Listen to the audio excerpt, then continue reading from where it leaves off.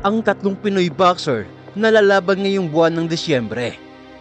Ang mga laban na ito ay napakahalaga para sa tatlong boksingerong ito dahil ito ang magdidikta sa kung ano ang magiging takbo ng kanilang karera sa susunod na taon.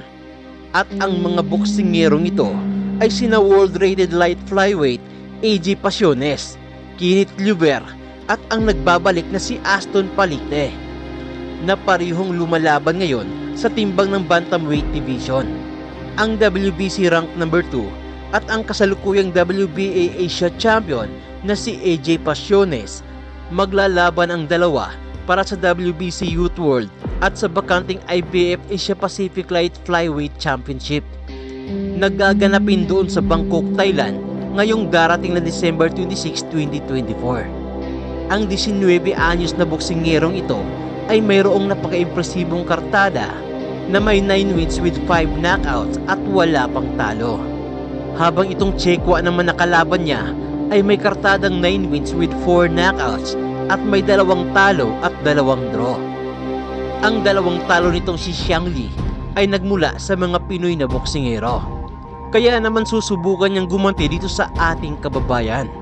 Yun nga lang, ito ay hindi magiging madali dahil determinado ding makuha ni AJ Pasiones ang panalo sa laban upang mas lalo pang lumaki ang kanyang tsansa na makalaban na sa pandaigdigang kampyonato.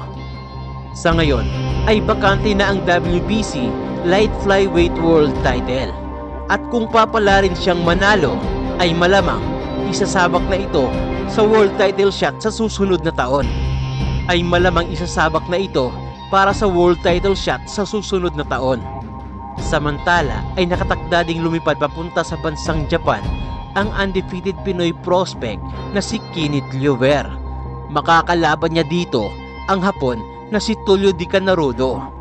Paglalabanan ng dalawa ang OPBF Interim Bantamweight Championship ngayong darating na December 15, 2024 doon sa Osaka, Japan. Inaasahan ng maraming mga Pinoy boxing fans na ipaghihiganti ng Pinoy na si Llver ang mga nagdaang talo ng ilan sa ating mga pambatong boksingero na natalo doon sa bansang Japan. At ang panghuli naman ay itong inaasahang muling pagbabalik nitong si Aston Palicte. Magaganap ang kanyang laban ngayong December 11 doon sa bansang Amerika. Dito ay makakalaban niya din ang isang wala pang talo na Hapon na si Katsuma Akitsugi. So yun lamang ang video natin sa araw na to. Mag-iwan lamang na inyong komento at huwag mo sana kalimutang mag-like at mag-subscribe.